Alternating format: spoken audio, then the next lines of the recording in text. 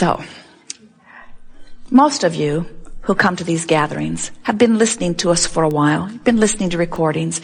You hear us offering processes. And the processes, without exception, have been processes to assist you in releasing resistance, because we know when you let go of the cork, it's going to float. In other words, we know that when you release the thoughts that are resistant in nature, your natural well-being will return, and it will be evidenced in all ways in your life experience. So we've offered processes like pivoting, which simply say, think about what you do want, not what you don't want. Let the contrast help you to know what you don't want, but as soon as you're sure what it is you don't want, and what you do want becomes clear, then start talking about what you do want and why you want it, and pretend it, imagine it, play with it. Processes like scripting, which simply say, write it out the way you want it to be. Pretend that your pen has power. It does. And write until you feel emotionally moved. Write until you feel the clarity of your own desire. But we have to say to you that the reason that the processes that we've been offering over time have been so effective with those of you who have been gathering is because most of you, if we feel your vibrational meter, weigh in somewhere in the area of frustration, overwhelmment, somewhere in there, ranging from that all the way up into appreciation and love and passion. So the emotional scale that we're going to play with here today, at the most disconnected levels, that's where that powerlessness and despair is. That's where you would use words like depression. And then, as you move up a little bit, you would find yourself in some feelings of rage, revenge. Remember those two words, rage and revenge, because we want to show you that they're not in the order that you think they are. All the way up into anger. Then from anger, there are many degrees of anger, but then you get into those feelings of overwhelmment and frustration. And then you find that pessimistic feeling, and then you find that hopeful feeling, and then you find that more optimistic feeling, and then you find feelings of appreciation and love and joy and bliss and all of that. So there's this range which you can feel when you think about it. What we've noticed with those like you, most of you are somewhere in overwhelmment and frustration, but you can quite easily, with a little bit of effort, move into ranges of true appreciation. You can maintain your vibration rather well. But often you meet someone, or even now and again something happens in your experience that is out of your control, that cause you to dip into those ranges that are more like depression.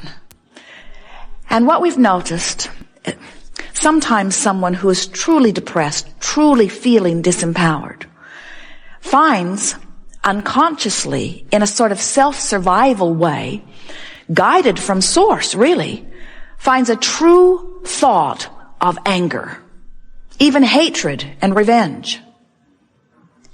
But usually the counselor or the spouse or the parent or someone close by who is watching this person move from despair into revenge gets all alarmed and tells them that their revenge or their hatred or their anger is misplaced. And we say, it's not the least bit misplaced if you understand the emotional meter. It's an improved state of being. But most people who meet you in your anger or in your rage would not encourage you to be that way. They really prefer you in your despair and depression. Because when you're depressed, you hide from everyone and leave them all alone. And when you're angry, you're usually out there fussing around, sort of stirring things up. You're actually more pleasant to be with when you're depressed than when you're angry. But from an emotional standpoint, from a vibrational standpoint, from the standpoint of which cork is floating more, if the cork is in the revenge mode, it's closer to the surface than when it is in the despair and depression. In other words, you're on your way back into the light as you are moving through, and that's the key word, as you are moving through this angry range. But what happens when you don't know that is you get from despair naturally into anger, but then everyone disapproves of your anger, and since you're more interested in how they feel than you are about how you feel, then you bounce back into despair. And there are so many people that just bounce back and forth from despair to anger, to despair, to anger, to despair, to anger, and do not have any idea that they were on the right path. Jerry and Esther traveled in the past, even now sometimes, from Phoenix to San Diego. It's about a 400-mile journey. And as they come out across the highway, Esther loves these open highways, hardly any traffic, good roads. About halfway between Phoenix and San Diego is Yuma, Arizona. When they find themselves in Yuma, they don't pull off to the side of the road and cry. They don't feel despair that they are in Yuma, because they understand that they are on their way to where they want to be. They understand the distance between Phoenix and San Diego. And so even though for a good deal of the journey, in fact, almost all of it, in fact, most of that journey, they're not really where they want to be. They're on their way to where they want to be, but they're not there yet. It is a quantifiable journey, though, isn't it? It's understandable. And so since you know you're on your way, then you find pleasure where you are. But if they thought they would never get there, that this was as far as they could ever get on their way, there would be despair, we promise you. What happens with people who are making these emotional journeys is that they often do not have a quantifiable journey. In other words, they don't understand that they can tell which direction they're headed. In other words, Jerry and Esther don't get so dismayed when they're in Yuma that they get all disoriented and go back to Phoenix. In other words, they can always tell which way they're going. But sometimes we watch you and you don't seem to know which way is up in terms of the cork floating, or which way is moving up the emotional scale, because you sort of get lost in the emotion where you are and you beat the drum of where you are. So moving up the emotional scale is about recognizing where you are on the emotional scale, and we'll show you how to do that. You just feel around until you're able to pinpoint it pretty well, and then you reach for an emotional goal that you believe is possible. Isn't it annoying when you feel terrible to have some bright-eyed, bushy-tailed Abraham student or teacher telling you to follow your bliss? You create your own reality, they say. You need to stop doing that.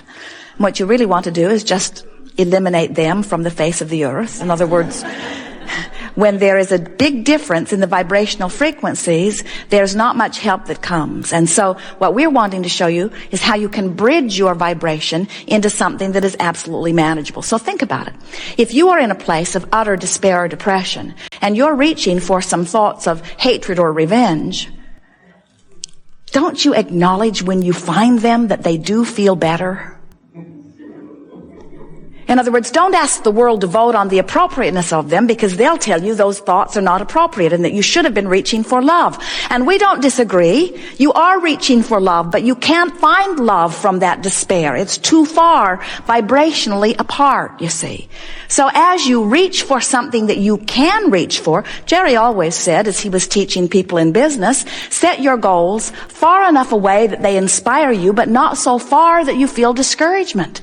Put the basket out there far enough away that it is a challenge and exciting when you hit it, but not so far that it's impossible to hit it.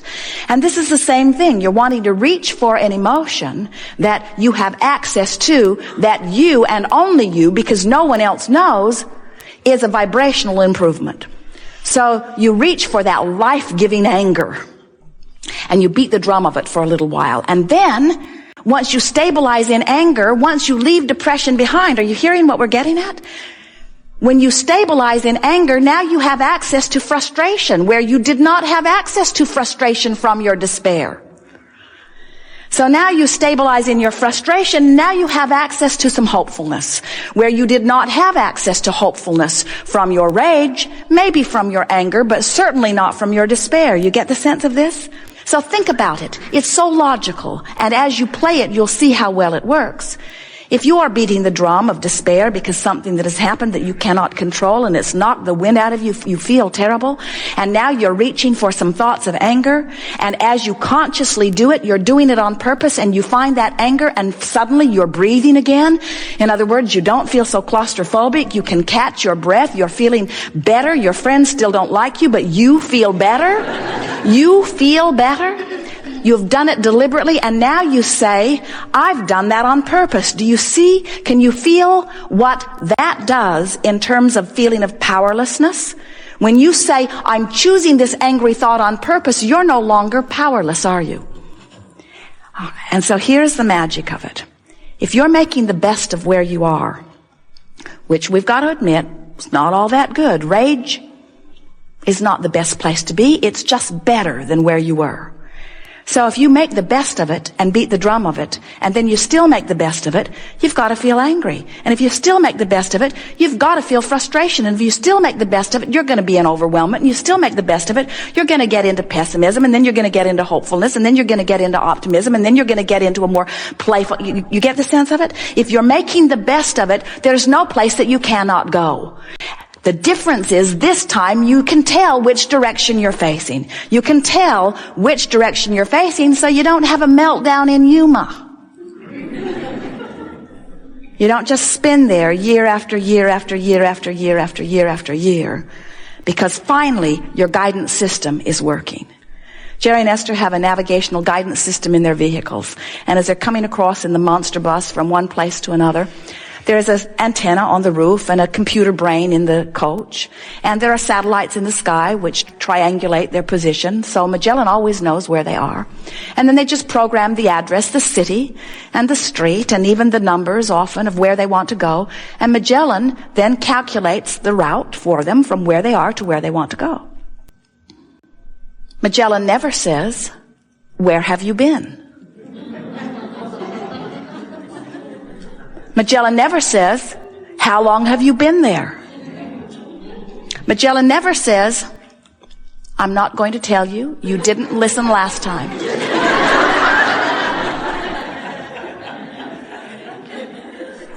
If Jerry and Esther don't pay attention to her and go in the opposite direction of what she says, it's a woman's voice. The man's voice was too bossy. If Jerry and Esther take another route or make a U-turn to get fuel, Magellan says, when it is possible, make a legal U-turn. In other words, she can tell that they are going in the other direction. And you can too. Your emotions, as they are getting better and better and better, mean you're headed toward where you want to be. But your emotions, as they are feeling worse and worse and worse, are telling you you're headed in the opposite direction of where you want to be. Sometimes you say, "But it's true." And Magellan would say, "It doesn't matter. It's still in the opposite direction of where you want to be." Don't pay any attention to what someone says is true. Only pay attention to if the truth, if the vibration, if the word, if the feeling is taking you toward where you want to be. So, here's the most significant thing for you to gather from everything that we've been saying here today. The distance between your poverty and your outrageous abundance is an emotional journey. It's not a financial journey. The distance between your physical incapacity or illness and fabulous vitality and wellness is not a physical improvement journey. It's an emotional journey. The distance between any place that you are and any place that you want to go is an emotional journey. It's about how good can I make myself feel about this and a lot of other things right now, because everything about your point of attraction is about your vibration, and your vibration is only about how you feel. So, when you say today, nothing is more important than I feel good, what you're saying is, today I'm using my guidance system on a myriad of subjects to move in the direction of my desire. So, if you're wanting more money and you're talking to someone who's discouraged about money and you begin to feel empathy of their discouragement, this friend has got you turned around. And your guidance system is saying, when possible, make a legal U-turn. In other words, your guidance system is pulling you that way. But sometimes what happens is you begin beating a drum, beating a drum, beating a drum, beating a drum relative to whatever. Maybe it's because people are surrounding you. Maybe it's because something has happened to you. Maybe it's because of something that you're observing or talking about. Maybe it's something personal to your life, and maybe it's something that's happening globally. It doesn't matter.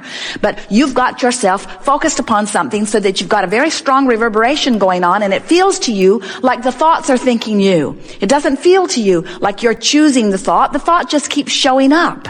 You just find yourself thinking about it. You don't mean to think about it. You don't want to think about it. And that's when you've got to say, I'm going to start choosing my thought.